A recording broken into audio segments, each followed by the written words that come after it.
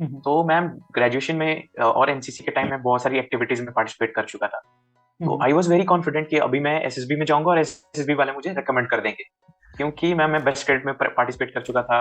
Ma'am जो जो मौके मुझे मिले थे, I was giving my 100%। And I was feeling कि not only physically, I have change mentally also. जो मेरा थॉट प्रोसेस था, that was completely change. Hmm. So मुझे था कि बस अब मुझे एसएसबी में भेज दो एंड और दे मैं विल रिकमेंड रिकमेंडेशन मी। मिला हुआ और हाँ जी, हाँ जी मैम। तो I went there for NCC 50th course, SSB Bhopal गया था मैं। है। And I was screened out. तो मैम एक जो मेरी मिस्टेक थी, मुझे पता था कि जब भी मैं इंटरव्यू में जाऊंगा तो मुझे इस बात के लिए जरूर पूछा जाएगा कि यू हैव टेकन ड्रॉप, और उस ड्रॉप में भी आप एनडीए को अचीव नहीं कर पाए। और न्यूज़पेपर रीडिंग की हैबिट मैम, मैंने काफी टाइम से मैं न्यूज़पेपर पढ़ रहा था, 2 साल हो गए थे। तो हम्म। ये भी मैम मैंने एक एसएसबी को सोच के स्टार्ट किया था, बिकॉज मैम हमारे साइड ये रीडिंग कल्चर बिल्कुल भी नहीं है। रीडिंग न्यूज़पेपर, वो भी इंग्लिश वाला, it is something very different telling. और इमोशंस मैम, जो बहुत इंपॉर्टेंट मुझे लगता है कि जो हम लोग बहुत सारे कैंडिडेट्स भूल जाते हैं, जो स्टोरीज है मैम उसमें इमोशंस होना बहुत ज्यादा इंपॉर्टेंट है। एंड मैम बहुत सारे लोगों का मिथ होता है कि ऐसा नहीं लिखना चाहिए एसडी में, वैसा नहीं लिखना चाहिए। मैम मैं आपको बताना चाहता हूँ कि जो मेरा फ्रेंड्स वाला सेक्शन था, वहां पर मैंने ऐसी ऐसी चीजें लिखी थी कि मैम आप मतलब लोग हंसेंगे। For example ma'am, I told you that मैं थोड़ा सा चबी था, मेरे थोड़े गाल पहले से ऐसे निकले हुए बाहर को। तो मेरे जो फ्रेंड्स है, they use to call me bhalu, bhalu भाई bear, because of my affectionately they use to call me this thing. Ma'am मैंने ये चीज भी वहां पर लिखी हुई है सेल्फ डिस्क्रिप्शन में कि मेरे दोस्त मुझे इस नाम से पुकारते हैं। Hello, friends, welcome back to Defense Raja, and I hope you're doing good. My name is Sheetal Yadav, and in this interview, we have Nitin Bhandari with us. He's All India Rank 4 in NCC Special Entry. Nitin got recommendation in his 11th attempt from SSP Allahabad. So, in this video, we are not only going to discuss just his recommendation journey, but also his past failures. So, let's welcome Nitin to our platform, Defense Raja. So, Nitin, welcome to Defense Raja. And this journey of 11 SSP attempts must have taken a lot of hard work, perseverance, willpower, and patience. And in this interview, we are not just going to talk about your recommendation journey, but also your past failures. So, welcoming you to the platform. First of all, thank you very much, ma'am, for inviting me on your platform. I feel so privileged that today I'm getting like chance to speak about my long SSB journey. So talking about ma'am my SSB journey, I मेरा जो ma'am SSB का जो सफर था वो start हुआ था back in 2017 when I was studying in 12th class. So ma'am I was little bit confused कि मुझे कौन सा career option choose करना है. Although I was very good in studies from like my childhood, I was doing good in academics as well as sports as well as in extracurricular activities.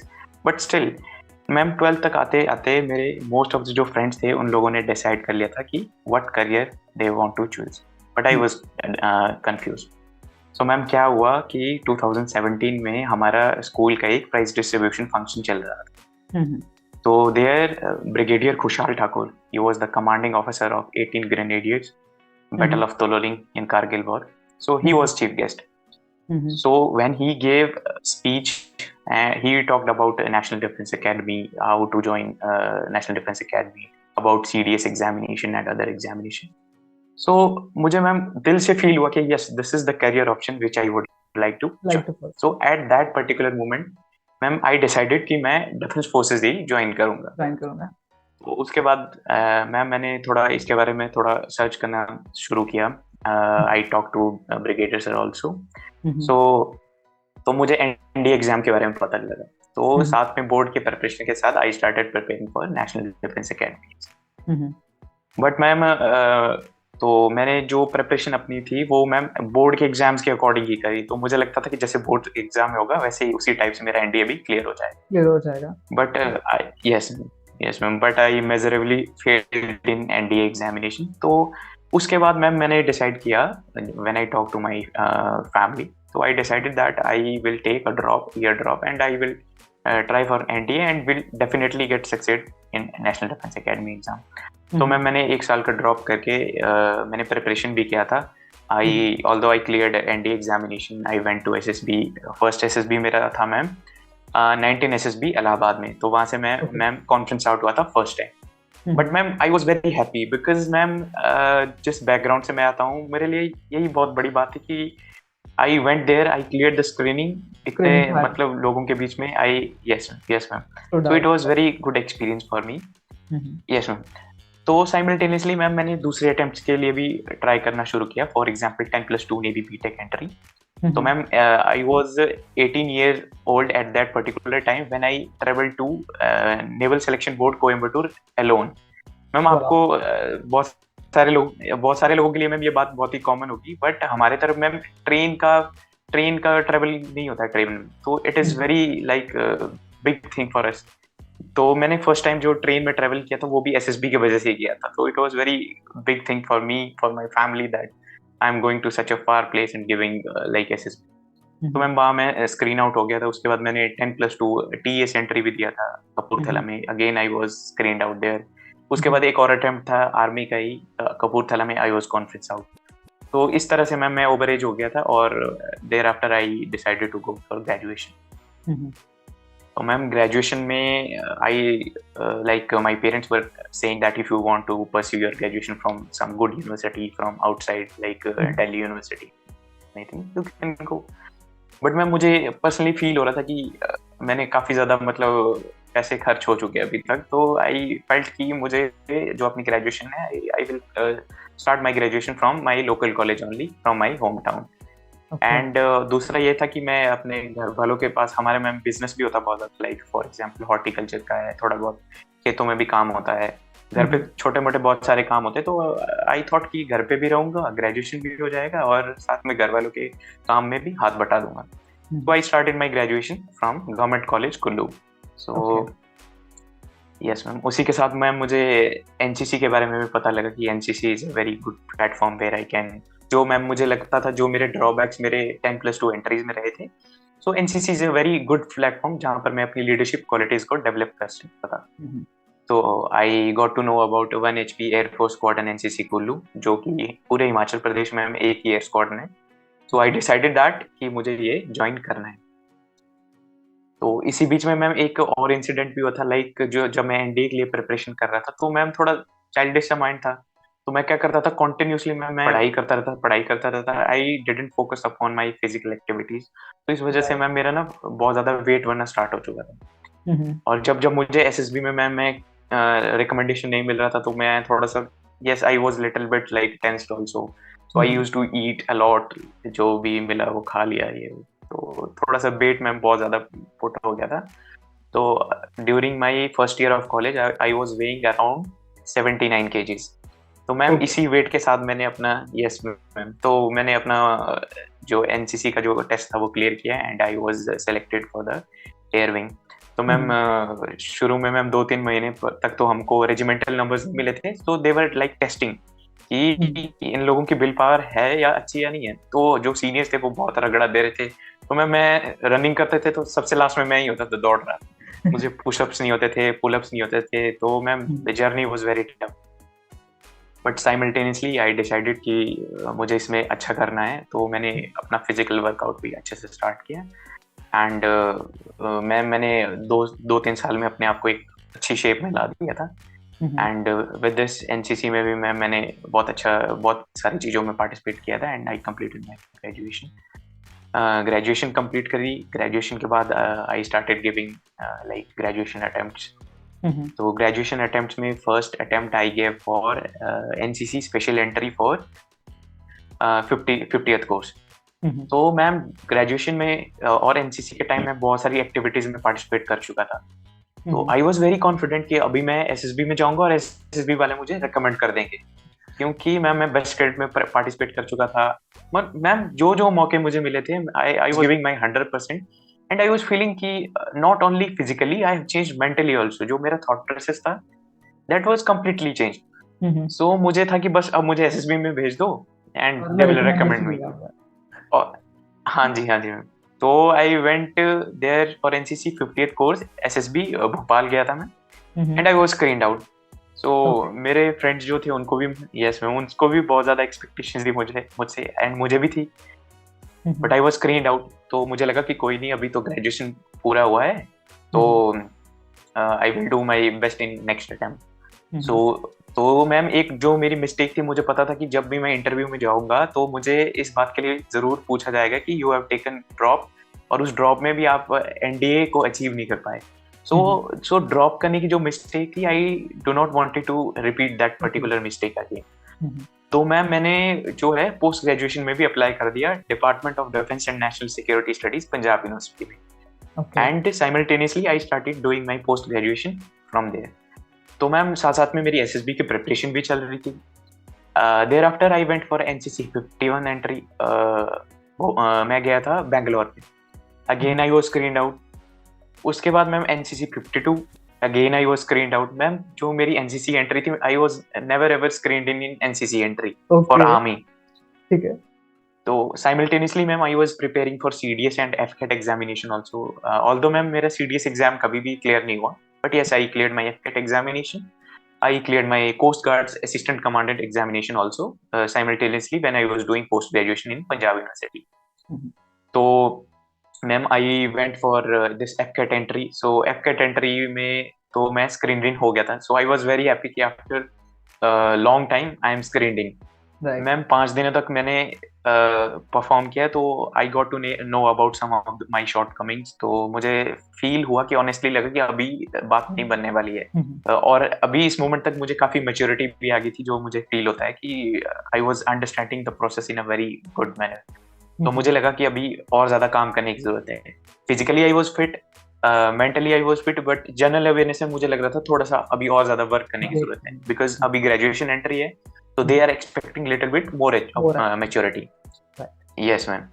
तो उसके बाद में मैंने नेक्स्ट अटेम्प्ट दिया अपना NCC special entry for air force flying branch के लिए। तो उसमें ma'am again I was screened out. तो मुझे लगा यार अभी तो मैं स्क्रीन इन हुआ था, अभी क्या हो गया कि स्क्रीन आउट हो गया फिर से। तो I was again in doubt.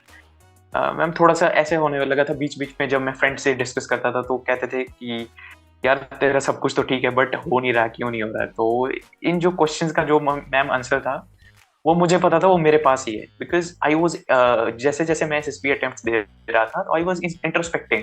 मुझे एक एक पॉइंट अपने लग रहा था पता कि इस पॉइंट पर कमी रह रही है। कभी साइकोलॉजी में I was not able to present my self, although I knew that I am a very good human being. मतलब मुझे लगता था कि मेरी अच्छी है साइकोलॉजी मेरी, बट उस पर्टिकुलर टाइम पे I was not able to present on that piece of paper. तो उसके लिए मुझे लगता है थोड़ी बहुत प्रैक्टिस की जरूरत थी, बिकॉज मैं साइकोलॉजी की बिल्कुल भी प्रैक्टिस नहीं करता था। आई यूज्ड टू थिंक कि मैं नेचुरली जाऊंगा, जो होगा बस देखा जाएगा। तो मैंने बाद की जो एसएसबी अटेम्प्ट्स थे उसमें थोड़ा बहुत मैंने प्रिपरेशन किया था। Then ma'am next attempt I went for NCC special entry for flying branch again 1 AFSB Dehradun. तो मैम इस पर्टिकुलर मोमेंट पर मुझे लगा था कि अभी जो ऑनेस्ट फीलिंग आ रही थी, फर्स्ट टाइम मुझे ऑनेस्ट फीलिंग आ रही थी कि अभी मैं उस डिजायर्ड लेवल पर जो एसएसबी डिमांड करती है उस तक पहुंच चुका हूँ। तो मुझे लगता था यस मैम। तो आई वाज थिंकिंग कि अब मेरा रिकमेंडेशन जो है होने वाला है। तो मैम तो जब मैं स्क्रीनिंग में गया, स्क्रीनिंग में मैंने परफॉर्म किया and I was screened in finally. And जो मेरा प्रोसेस था, बाकी का प्रोसेस था साइकोलॉजिकल टेस्ट, उसमें मेरा अच्छा हुआ था, क्योंकि मैम एएफएसबी में फर्स्ट डे ही साइकोलॉजिकल टेस्ट हो जाते हैं। तो साइकोलॉजिकल टेस्ट में मैंने अच्छा परफॉर्म किया, और उसके साथ में मुझे ना थोड़ा सा जिम करने का थोड़ा सा ज्यादा क्रेज था। तो क्या हुआ कि देहरादून में बहुत ठंड पड़ रही थी मैम, कोहरा पड़ रहा था काफी, एंड मैं अकेले चले गया जिम करने के लिए, and I was like sweating there. And ma'am वहां पर ना खाने की बेल बज गई, और मैं वैसे ही एक ही टी शर्ट में बाहर निकल गया, और शाम को ही मैं बहुत ज्यादा बीमार हो गया था। आई वाज लाइक वॉमिटिंग, बुखार आ रहे थे। लाइक जो वहां पर जो ऑफिसर्स थे, they were like suggesting if you want to quit you can quit. मुझे लगा कि चलो अब एसएसबी में आ गया तो 5 दिन तो पूरा करके ही जाएंगे। बिल्कुल। Otherwise I was getting very honest feeling कि इस एसएसबी अटेम्प्ट में मेरा हो जाएगा। बट मुझे लगता है कि मैम जो इस वजह से मैं अपना जो 100% था वो मैं वहां पर नहीं दे पाया था। बट आई वाज फीलिंग कि अभी प्रिपरेशन पूरी हो चुकी है, मतलब आई was doing my work simultaneously. और 1 महीने बाद ही मैं गया 14 SSB Allahabad for NCC special entry 53rd course. मैंने ऐसा कुछ स्पेशल नहीं किया था 1 महीने में। आई एम टेलिंग यू कि मुझे फील आ रहा था कि आई एम रेडी। और उस 1 महीने के बाद ही मैं आई was recommended on 23rd of December 2022 for NCC entry 53rd from 14 SSB Allahabad. So that was my journey about my 11 attempts, ma'am. Sir Nitin, one thing जो मेरे को सबसे अच्छी लगी वो ये कि फिटनेस ने आपकी लाइफ में काफी इंपॉर्टेंट रोल प्ले किया है। आपने 80 kgs से अपना 22 kgs वेट लूज किया है and being a fit person. So आपका वो स्टोरी क्या है कि मतलब व्हाट वाज द प्रोसेस, और रूटीन का और हैबिट्स का आपकी लाइफ में क्या रोल रहा है during this process? Yes ma'am. Ma'am I do feel कि जो ये मेरी फिटनेस जर्नी है इसने बहुत अच्छा रोल मतलब मेरे लाइफ में किया है. So when I joined NCC I told you that I was little bit overweight. 80 KGs में मैम मैंने तब वेइंग मशीन पे किया था जब मुझे लग रहा था कि अभी मुझे थोड़ा सा वर्क करने की जरूरत है.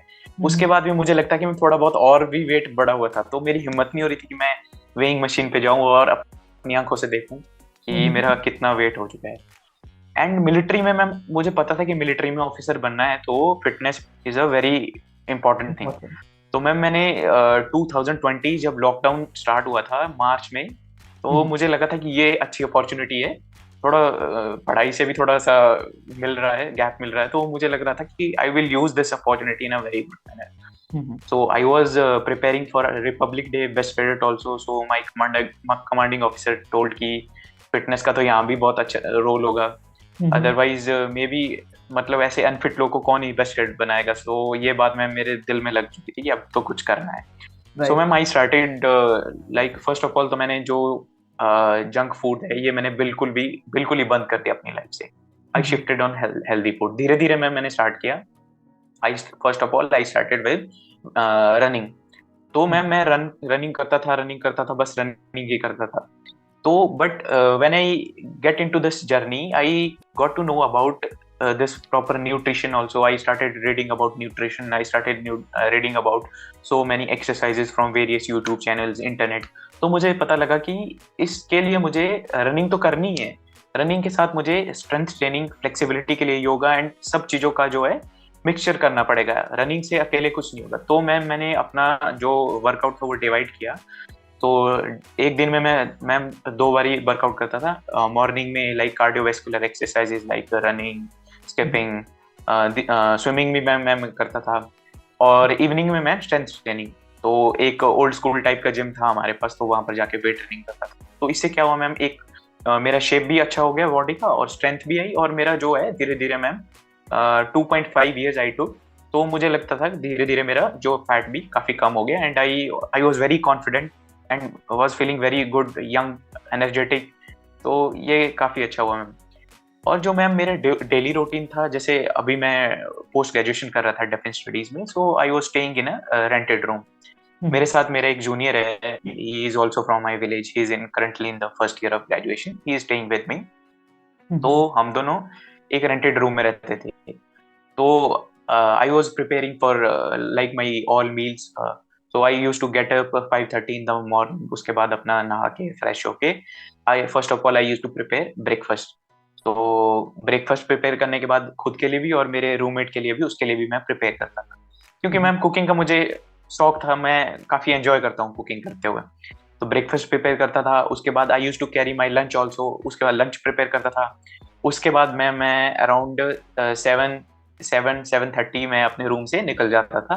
Then I used to go to library of our university, A C Joshi library, बहुत फेमस लाइब्रेरी है. तो वहां मैं जाता था. Then first of all I used to read newspaper.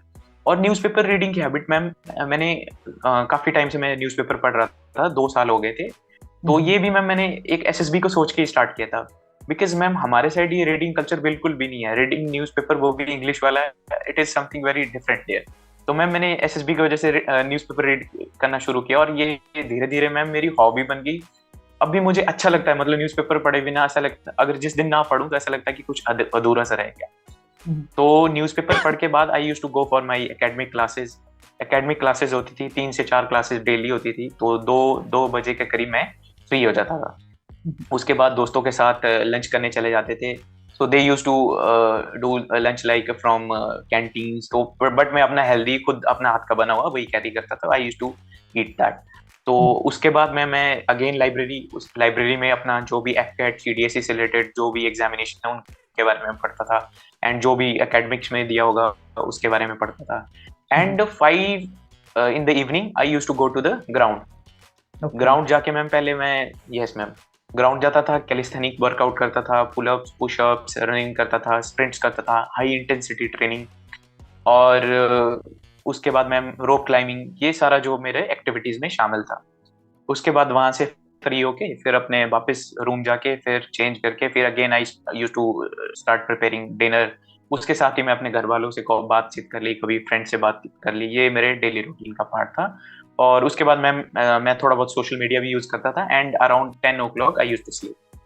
So this was all about my daily routine ma'am. So Nitin, 11 attempts must have taken a lot of patience. तो कई बार demotivation भी हो जाता है, तो आपका मोटिवेशन फैक्टर क्या था? और हर बार अपना, जैसे कई बार हम एसएसबी जाते हैं, we go and we expect कि रिकमेंडेशन होगा और नहीं होता है, तो उस चीज से कोप अप कैसे गया? बिकॉज आपने मेंशन किया था कि आपने कोचिंग भी नहीं ली है, तो you did everything at your own. Yes so what was your motivation factor and how you used to cope up with your failures?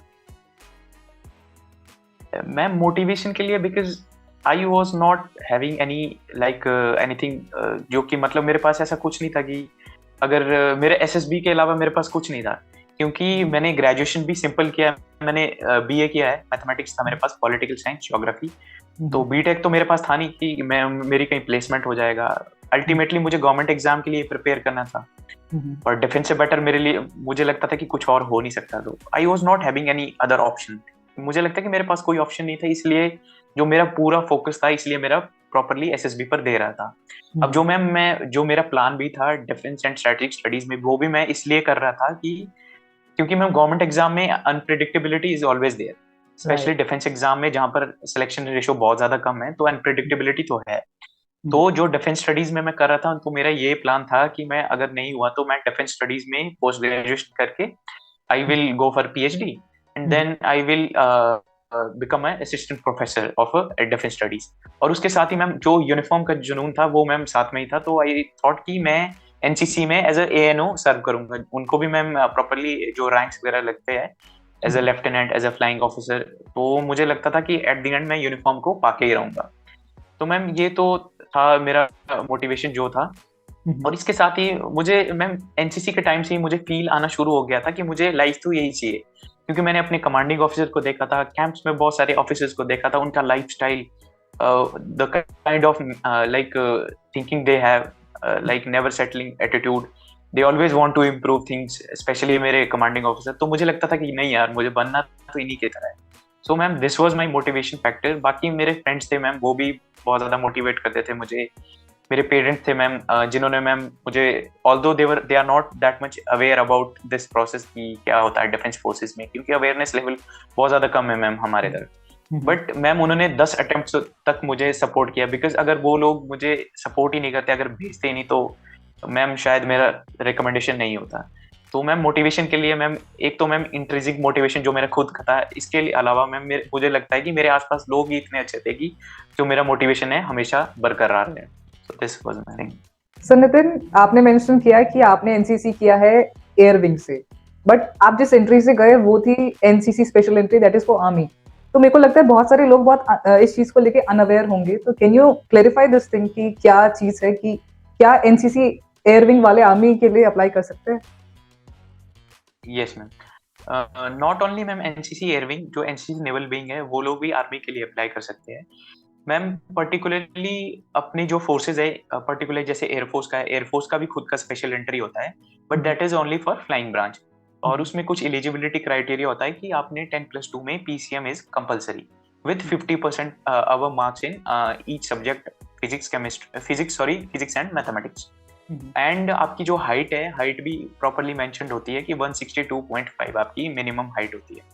तो अगर कोई कैंडिडेट इस एलिजिबिलिटी के अंडर नहीं फॉल करता तो they are not eligible for this particular and same as naval entry के लिए आपके पास बीटेक होना जरूरी होता है। तो इस वजह से मैम जो एनसीसी आर्मी वाले हैं, तो वो एंट्री मैम सबके लिए खुली होती है, क्योंकि मोस्ट ऑफ द जो चंक होता है वो स्पेशल एंट्री एयरफोर्स की नहीं दे पाते। तो इसलिए ma'am whether you are from NCC air wing, army और navy, we can apply for like NCC special entry army.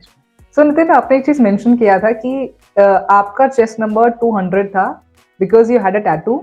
सो ये चीज मुझे लगता है बहुत कम लोगों को पता है कि, और मुझे खुद को जानना है कि क्या एसएसबी टैटूज को अलाउ करती है, तो प्लीज हाईलाइट दिस थिंग।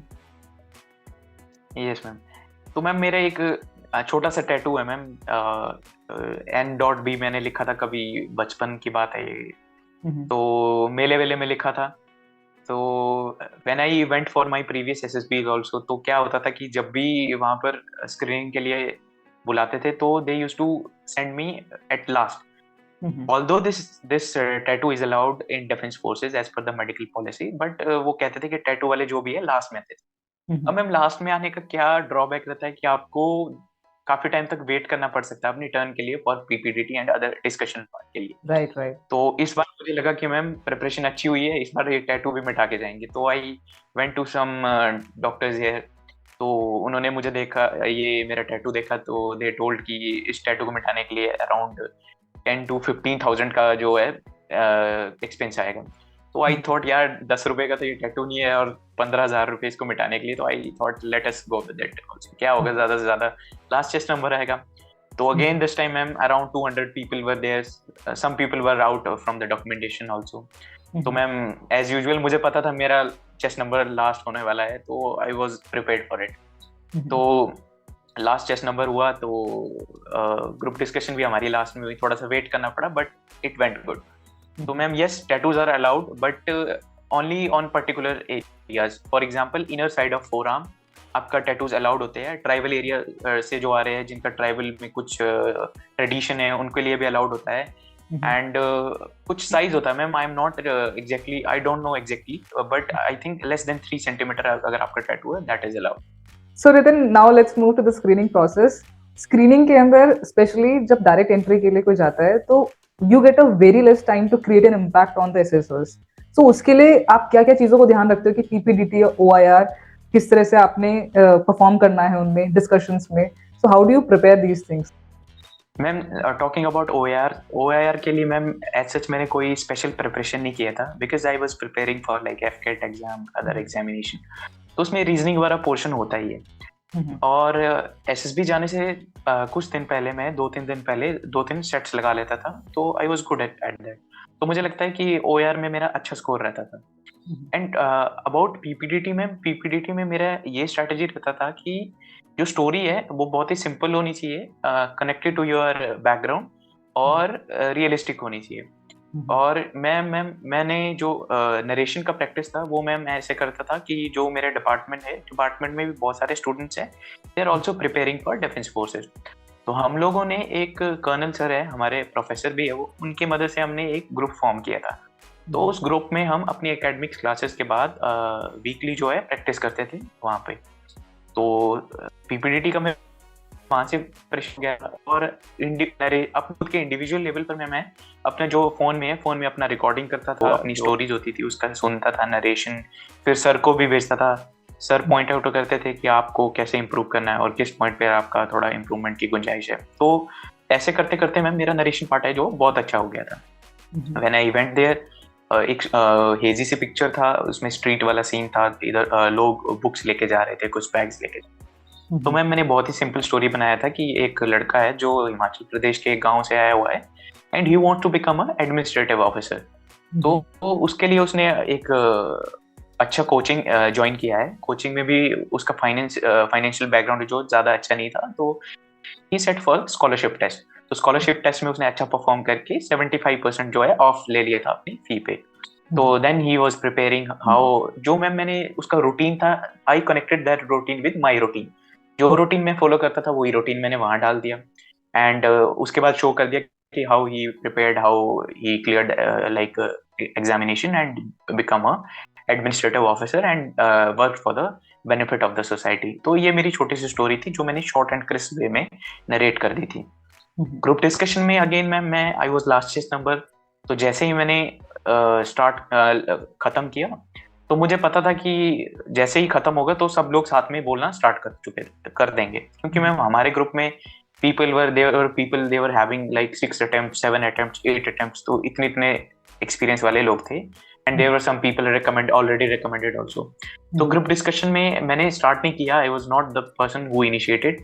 तो मैंने थोड़ा सा अपने आप को काम किया, मैंने उनको बोलने दिया। When I found there was a vacuum, मैंने अपना पॉइंट रखे और 2-3 बार मैंने नॉर्मली पॉइंट रखे थे एंड ग्रुप डिस्कशन जो है खत्म हो चुकी थी, बिकॉज मैम ज्यादा टाइम नहीं दिया उन्होंने। एंड जो मैम उसमें लीडर था वो भी चूज नहीं हुआ था, बिकॉज दे सेड कि हमको समझ आ चुका है, यू कैन गो। तो मैम इतना ही हुआ था एंड स्क्रीनिंग मैम मेरा क्लियर हो गया था and after that I got chest number 18। Total 20 people were screened in, out of which ma'am five were freshers, five were screened out candidates and 10 people were repeaters. तो ma'am ये मेरा screening का process था। Yes ma'am. So Nitin, now let's to move to the psychological part. Psychological consists of TAT, VET, SRT, ST. So how did you prepare the psychological part? और previous learning से आपने इस psychological part को कैसे relate करके improve किया? तो ma'am initially क्या होता था कि मुझे लगता था कि साइकोलॉजी के लिए कोई भी प्रिपरेशन के लिए जरूरत नहीं है, तो मैम मैं साइकोलॉजी टेस्ट के लिए ज्यादा प्रिपेयर नहीं करता था।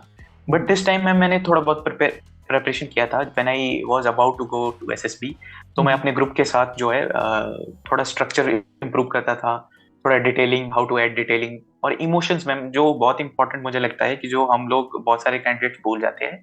जो स्टोरीज है मैम उसमें इमोशंस होना बहुत ज्यादा इंपॉर्टेंट है।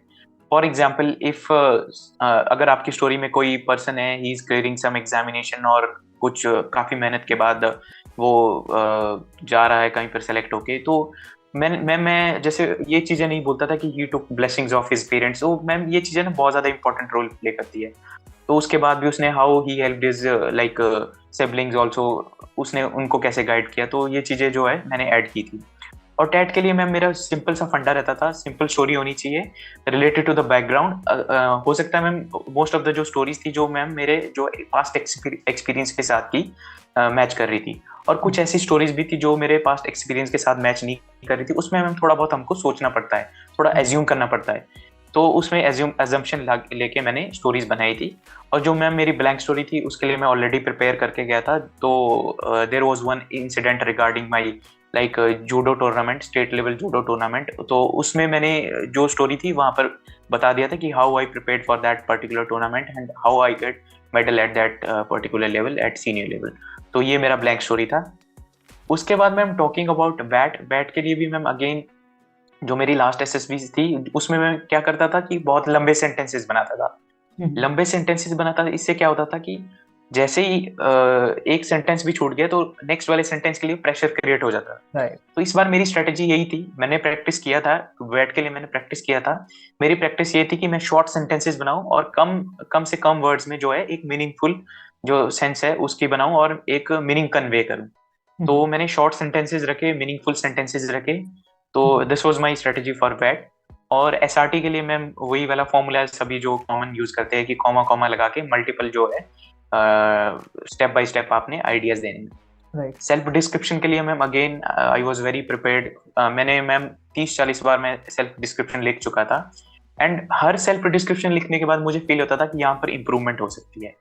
एंड अगेन मैम वो सेल्फ डिस्क्रिप्शन में ऐसा नहीं था कि मैम कहीं से देख के लिख रहा था, जो मैम मुझे मन में आ रहा था वो मैं लिख रहा था वहां पे।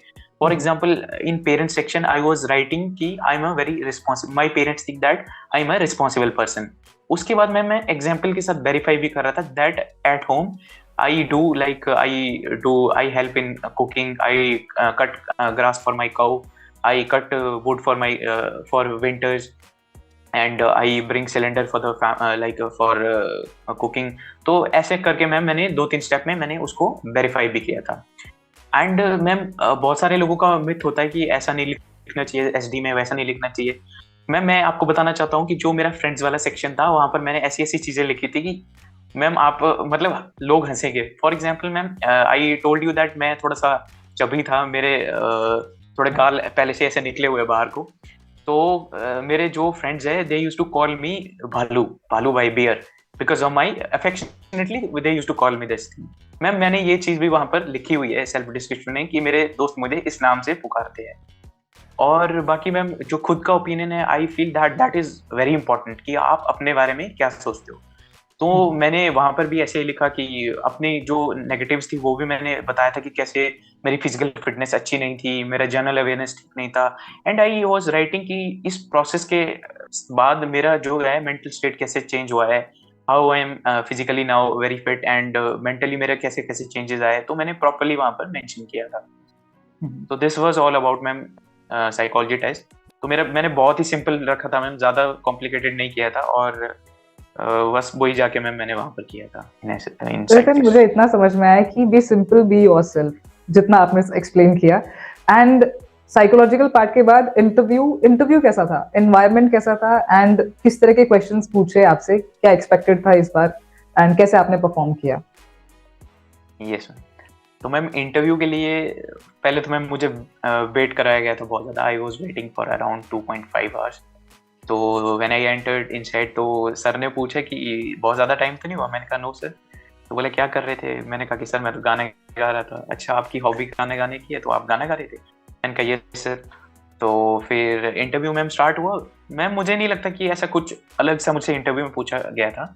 80-90% it was from PIQ. It was from like from my family background, from my education, from my decision. Like one thing on which he was like, I feel he was not satisfied कि drop करने के बावजूद भी आपने क्यों आपका why you were not able to get to the NDA.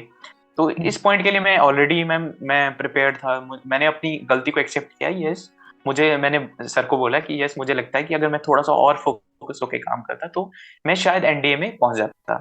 तो मैंने एक्सेप्ट किया. बट मैंने सर इसके साथ साथ मैंने ये भी बताया कि how I am improving now. I am clearing my written examination. I am doing good in post graduation also. ऐसा नहीं कि मैं पोस्ट ग्रेजुएशन में भी मेरा परफॉर्मेंस अच्छा नहीं था. I was the topper of my class till second semester there. तो सेकंड सेमेस्टर तक का रिजल्ट था. तो I was doing good there also. इसके साथ साथ मैंने उनको बताया कि कैसे मैंने अपनी फिजिकल फिटनेस पर भी काम किया है, कैसे मैंने अपनी जनरल अवेयरनेस, मैंने अपना रीडिंग कल्चर को मैंने अडॉप्ट किया. तो इस अकॉर्डिंग मुझे लगता है कि मैम ही वाज सेटिस्फाइड. और एज सच मुझे ऐसा नहीं लगता कि मैम मुझसे कोई डिफरेंट सा क्वेश्चन पूछा गया था. एंड मैंने कुछ भी मैम छुपाने की कोशिश नहीं की. इस वजह से मुझे लगता है कि मेरा इंटरव्यू काफी स्मूथ गया था. There was no problem. Yes. तो नितिन, इंटरव्यू के बाद on the day 3 GTO conduct हुआ. तो जीटीओ कैसा गया? क्या क्या किस किस तरह की एक्टिविटीज थी? तो starting with the indoor activities, कैसे परफॉर्म किया आपने? Yes ma'am. Ma'am talking about group discussion जो GD1 और GD2 हुआ था, तो मैम ग्रुप डिस्कशन में तो मैम मेरा यही था कि मैंने इनिशिएट मैम कहीं भी नहीं किया. बिकॉज मुझे पता था रिपीटर्स का ग्रुप है. इनिशिएट का मतलब है सब लोग इनिशिएट कर लेंगे, तो इसका मतलब ये तो है नहीं कि सबको पॉइंट्स मिलेंगे. तो वहाँ इस ऐसी सिचुएशन में मुझे लगता है कि मैम इनिशिएट करने का कोई फायदा नहीं. तो मैंने उनको बोलने दिया. जब थोड़ा सा वैक्यूम फील हुआ कि मुझे यहाँ पर बोलना चाहिए, कि मैं अपने पॉइंट्स वहां पर रख देता था. और सेकंड ग्रुप डिस्कशन में भी वैसे ही हुआ. सब लोग साथ में बोलने लगे. तो मैं क्या करता था, जब जब मुझे लगता कि वैक्यूम क्रिएट हो रहा है, तो I used to put my point. तो मैं मेरी थोड़ी सी वॉइस भी ना थोड़ा सा मतलब लाउड वॉइस है. तो जब जब मैं बोलता था, मैम ग्रुप में मुझे सुन रहा था. और बाकी मैं ऑब्जर्व करता था कि कौन बंदा लॉजिकल पॉइंट्स दे रहा है, which person is rational in the group. तो उन लोगों को मैं नोट करता था और उन लोगों के फेवर में भी मैं पॉइंट देता था. बट मैम एक मेरा फंडा था कि अगर मुझे लगता था कि ये पॉइंट बिल्कुल ही गलत है, this is not going to like contribute in group discussion, तो उसको मैं सीधे सीधे बोल देता था कि this point I feel is not good. Ma'am बहुत सारे लोग बोलते हैं कि आपको ऐसे पॉइंट आउट नहीं करना चाहिए. बट मैम मुझे लगता है कि मैं दिल से जो है ना, मैं ग्रुप के बारे में सोच रहा था कि मेरा ग्रुप कैसे अच्छे से परफॉर्म करेगा. तो अगर मुझे लगता था कि नहीं यार ये point this is not good, मतलब ये दूसरी डायरेक्शन में जा रहा है, तो मैं सीधे सीधे बोल देता था कि this point I feel is not like as per this. उसके बाद मैं military planning exercise, group planning exercise हुई. तो ग्रुप प्लानिंग एक्सरसाइज में बहुत ज्यादा मैम अगेन बहुत ज्यादा हो गया था. अगर रिपीटर्स का बैच था तो सब लोग साथ में बोल रहे थे, नहीं हो पा रहा था. तो इसमें मैम जैसे जो 10 मेंबर्स का ग्रुप था हमारा, तो क्या थी प्रॉब्लम थी, 4-5 प्रॉब्लम होती है जो नॉर्मल सी प्रॉब्लम्स होती है, सभी जगह सेम ही होती है. तो लोग क्या कह रहे थे कि जो उन्होंने ग्रुप को डिवाइड किया उसके बाद वो उनको सॉल्व करने के लिए भेज रहे थे. तो मेरा एक जो बहुत ही इंपॉर्टेंट पॉइंट है, जो मुझे लगता है कि मुझे काफी एज मिला होगा इस पॉइंट की वजह से, आई वाज टेलिंग कि अगर आप लोग इन लोगों को ऑलरेडी भेज दोगे, बिकॉज वी हैवंट डिसाइड कि ये सब प्रॉब्लम सॉल्व करने के बाद where we are going to meet, because mobile phone आपके काम नहीं कर रहे हैं, वहां पर कोई भी लैंडलाइन काम नहीं कर रहे. That was particularly mentioned in problem. तो मेरा पॉइंट था कि अगर आप लोग ऑलरेडी ग्रुप्स को डिवाइड करके भेज चुके हैं, तो how you will connect again. तो ये पॉइंट था, मुझे लगता है कि सब लोग सुनने लगे थे कि हाँ यार ये पॉइंट में दम तो है। क्योंकि मैम मुझे लगता है कि वो लोग आगे बढ़ने की चक्कर में मैम ये चीजें जो माइनर माइनर डिटेल्स थी वो चीजें भूल रहे थे। Again there I was thinking about group. तो ग्रुप जैसे जैसे मुझे लगता था कि एक अपोजिट डायरेक्शन में जा रहा, तो I used to like direct them in a particular direction. तो ग्रुप डिस्कशन ऐसे हुआ। उसके बाद मैं पीजीटी एचजीटी जो भी था, इन सब में मेरा यही कॉन्सेप्ट रहता था कि अगर मुझे आइडिया आ रहे हैं तो I will go forward, I will give my ideas, otherwise I will support my group members. Again ma'am ऐसा नहीं कि मैं बोलने के लिए ऐसे बोल रहा हूँ, आई वाज मतलब मेरे दिल के अंदर यही चल रहा था कि I have to be a good team member. तो दोनों टास्क में मेरा ऐसा ही परफॉर्मेंस था। उसके बाद कमांड टास्क हुआ मैम। कमांड टास्क में मैम मुझे बॉम्ब डिफ्यूजन का टास्क नहीं मिला था। बहुत सारे लोगों को ये भी कंफ्यूजन होता है कि भाई कमांड बॉम्ब डिफ्यूजन वाला मिल गया तो you are getting to get recommendation from GTO side. मुझे मैम एक पर्टिकुलर थिंग थी, उसको मुझे एक राउंड सर्कल के अंदर घुस के बाहर निकालना था। तो मेरे सबऑर्डिनेट्स आए थे, बट मैं ग्रुप मुझे लगता है कि मैम जो जीटीओ के जो ये टास्क है एचजीटी पीजीटी और कमांड टास्क, इसमें मैम मुझे आई don't no ma'am why, but मुझे बहुत जल्दी जल्दी आइडियाज आते हैं। जो मुझे लगता है कि जो मेरा प्रैक्टिकल जो अप्रोच है वो काफी अच्छा है। तो मैम सर ने मुझसे एक चीज निकाल दी। कभी कह रहे थे कि प्लैंक नहीं है, अब आपके पास बल्ली नहीं है। तो ऐसे करते करते करते मैंने टोटल 9 आइडियाज दिए थे मैम कमांड टास्क में, total 9 ideas. Then he was happy कि okay you can go now. तो ये मेरा कमांड टास्क था। इंडिविजुअल ऑब्स्टेकल में मैम मैंने बताया कि एज सच कोई ज्यादा प्रिपरेशन नहीं किया था, फिजिकल फिटनेस अच्छी हो चुकी थी एंड आई वाज कॉन्फिडेंट कि 10 तो आराम से कर लेंगे एंड आई डिड 10। एक जगह थी जहां पर मैं थोड़ा सा फंस गया था, बैलेंसिंग बीम में। तो उस पे मैंने 2-3 अटेम्प्ट्स लिए कंप्लीट करने के लिए। अदरवाइज अगर मेरा वो फर्स्ट अटेम्प्ट में हो जाता तो आई गेस कि मैं 13-14 आराम से कर लेता कंप्लीट। तो बैलेंसिंग बीम में एक बार गिरा, फिर वापस आया, because that was my last task. उसके बाद दूसरी बार चढ़ा, फिर से गिर गया, फिर तीसरी बार चढ़ा, फिर से गिर गया। देन उसके बाद मैंने एक बहुत ही लंबी सी सांस ली, मैंने थोड़ा सा खुद को काम डाउन किया, then I went again and I cleared that. उसके बाद कमांड ये खत्म हो गया। उसके बाद मैम अपना ये फाइनल ग्रुप टास्क में मैम नॉर्मली ज्यादा कुछ होता नहीं है, वही वाला होता है सिंपल सा, फटाफट लगा के फट्टा वगैरह फंसा के तो जो है क्लियर हो गया था। तो this was all about my GTO में। मैं ऐसे कोई फॉर्मूलाज अपने दिमाग में लेके नहीं चल रहा था, मुझे ऐसा करना है वैसा करना है, ये सब मेरे दिमाग में बिल्कुल नहीं था। आई वाज वेरी सिंपल कि मुझे टीम मेंबर होना है, एक अच्छा टीम मेंबर होना है, जहां पर मुझे आइडिया आएंगे तो मैं आगे जाऊंगा, और जहां आइडियाज नहीं आ रहे तो I will help my group members. तो this was ma'am I guess group obstacle race रह गया मैम। यस, तो ग्रुप ऑब्स्टेकल रेस में अगेन मैम मेरा वॉइस बहुत हाई है, तो मैं बहुत जोर जोर से शाउटिंग कर रहा था। आई वाज लाइक फुल जोश के साथ अपने टीम के साथ आई वाज डूइंग दैट टास्क। तो एक पर्टिकुलर जगह पर मैम क्या होता है कि I was second last person, एक मेरे पीछे एक मेरा फ्रेंड भी था। तो मैम उसमें से एक जो रूल है उसने ब्रेक कर दिया, तो मैंने देख लिया था। तो ही वाज सेइंग कि मैम मुझे कह रहे थे कि अभी किसी ने नहीं देखा, लेट अस मूव फॉरवर्ड। तो आई टोल्ड हिम कि नहीं, वो पूरा ग्रुप वहां पर रुका रहा। आई टोल्ड हिम कि यू शुड रिपीट दैट। तो ऐसा नहीं था कि मैं ऐसा कुछ दिखाना चाहता था कि यार मैं बहुत ही अलग से कर रहा हूँ। मेरा मैम शुरू से इंटेंशन था कि ना खुद रूल ब्रेक करूंगा ना दूसरों को ब्रेक करने दूंगा। तो मैंने उसको बोला, then he repeated again, although थोड़ा सा पीछे हो गए थे, दैट डजंट मैटर मैम। उसके बाद हमने ग्रुप ऑब्स्टेकल रेस को कंप्लीट कर लिया था फुल जोश। That was all about my GTO task. So this thing I really liked, like highlighting one of the mistakes if committed by any team member and following the norms. So Nitin, मुझे ये चीज बड़ी अच्छी लगी। May be हम जब भी हम ऐसी चीजों के लिए जाते हैं जीटीओ टास्क में, हम लगभग इन चीजों को भूल जाते हैं। नितिन, एक चीज हम भूल चुके हैं, लेक्चरेट को लेके बहुत मिथ होता है कि इतना पढ़ो, यहाँ से पढ़ो, इनसाइट से नॉलेज लो। सो वो पार्ट कैसे गया आपका? यस मैम, लेक्चरेट के लिए मैं बोलना चाहूंगा कि जो मेरे प्रीवियस एसएसपीज भी थे, तो लेक्चरेट से मैं बहुत ज्यादा घबराता था मैम। तो लेक्चरेट के लिए मैम मैंने क्या किया, पहले तो थोड़ा बहुत रीडिंग किया था मैंने स्टार्ट, जो भी मेरा न्यूज़पेपर रीडिंग था उससे मुझे थोड़ा सा मैम कॉन्फिडेंस आना शुरू हो गया था कि यस नॉलेज है, अच्छा नॉलेज है। मतलब जब मैं कंटिन्यूसली 2 साल से रीड कर रहा था तो थोड़ा थोड़ा जो है स्टोर होता गया था काफी। बट मैं आपको बताना चाहूंगा वो नॉलेज मेरा एसएसपी में यूज ही नहीं हुआ है, लेक्चरेट में पर्टिकुलरली। क्योंकि मैंने टॉपिक ही ऐसा चूज किया था कि उसमें मतलब जो अपना ऑब्जर्वेशन है वो ज्यादा काम आनी थी। तो मैम लेक्चरेट के लिए मैं गया, मैंने टॉपिक देखे, तो मेरा जो फर्स्ट ही टॉपिक था, मुझे लगा कि मुझे इस पर ही बोलना चाहिए। My topic was nuclear family versus joint family. तो मुझे दिल से फील हुआ कि मुझे इस टॉपिक पर बोलना चाहिए। तो पर्टिकुलरली इस टॉपिक में भी I was focusing upon joint family, क्योंकि मैम मैं खुद एक जॉइंट फैमिली से आता हूँ। और उसके बाद मैम हमारे तरफ जो कल्चर है जो गांव में है, तो जॉइंट फैमिली का है, तो मैंने मैम काफी अच्छे से ऑब्जर्व किया था कि जॉइंट फैमिली होने के क्या बेनिफिट्स होते हैं।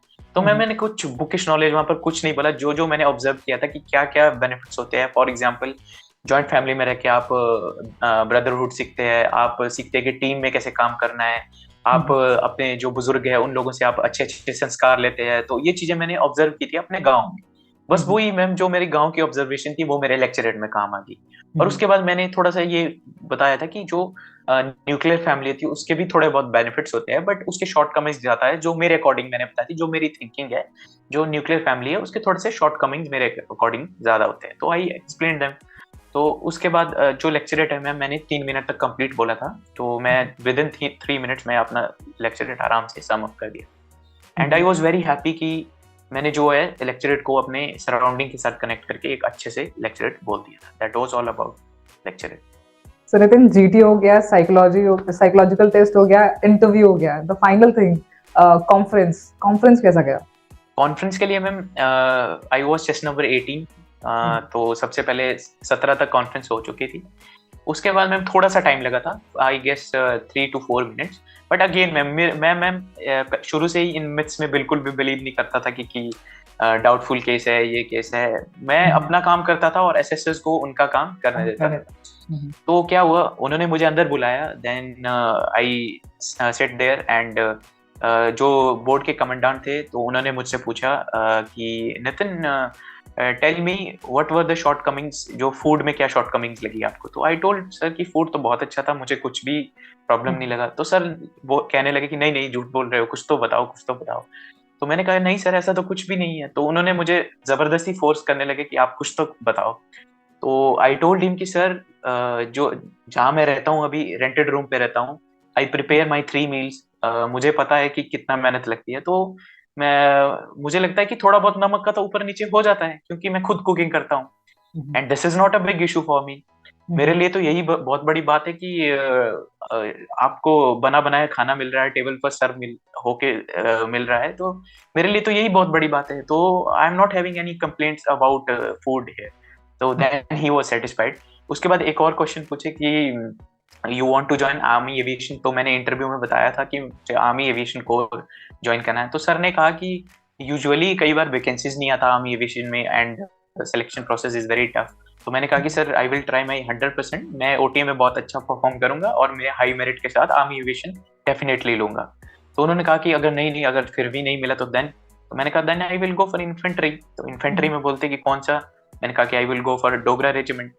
तो इतना हुआ। उसके बाद उन्होंने मुझे कहा कि thank you very much, but when I was leaving तो दे वर लाफिंग टुगेदर। मुझे मतलब सुनाई दिया, आई वाज एट डोर, तो वो लोग आपस में डिस्कस कर रहे थे कि अच्छा लगेगा डोगरा में, अच्छा लगेगा, छोटा सा डोगरा है, मतलब अच्छा है देखने में, मेरा हाइट थोड़ा मैम छोटा है, तो दे वर डिस्कसिंग, तो मुझे ये सुनाई दिया था। तो उस मोमेंट से मुझे फील होना शुरू हुआ था कि कुछ तो डिस्कस कर रहे हैं मेरे बारे में। तो आई वाज गेटिंग फीलिंग कि इस बार तो भाई होने वाला है अपना, इस बार आउट नहीं बोलेंगे घर पे फोन करके, बिकॉज मैम लास्ट 10 अटेम्प्ट्स में बार बार फोन करके आउट आउट आउट, बाहर हो गया, यही होता था बस। उसके बाद मैं मैम ज्यादा बात भी नहीं करता था, और मेरे घर वालों को थोड़ी सी टेंशन हो जाती थी कि ये बात नहीं कर रहा है तो क्या थोड़ा टेंस तो नहीं हो रहा है। But I used to take my time. तो इस बार मुझे फील हुआ कि नहीं यार, इस बार तो फोन करके बोलेंगे कि रिकमेंड हो गया है, पूरे गांव में सेलिब्रेशन होने वाली है। तो उसके बाद मैम 1-1.5 घंटे तक हमको वेट करवाया गया। And one lieutenant colonel, he was our GTO also, he came with one sheet, one file, and he opened it and he started announcing chest numbers. तो मैम उन्होंने स्टार्ट किया चेस्ट नंबर 4 से। Chest number 4 recommend हुआ, उसके बाद एक और recommend हुआ, उसके बाद एक और रिकमेंड हुआ, he was a serving soldier in mechanised infantry. उसके बाद ma'am 18 chest number was mine. तो लास्ट चेस्ट नंबर जो है मेरा अनाउंस हुआ। तो मैम उस मोमेंट पर मुझे मतलब समझ नहीं आ रहा था क्या करूं मैं, क्या नहीं करूं। Then we went forward, everyone were clapping for अस।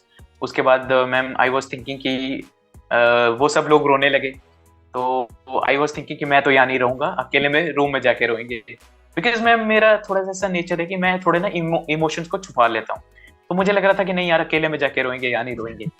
और जो फौजी था, मुझे लगा था कि he must be the most like rude and tough boy.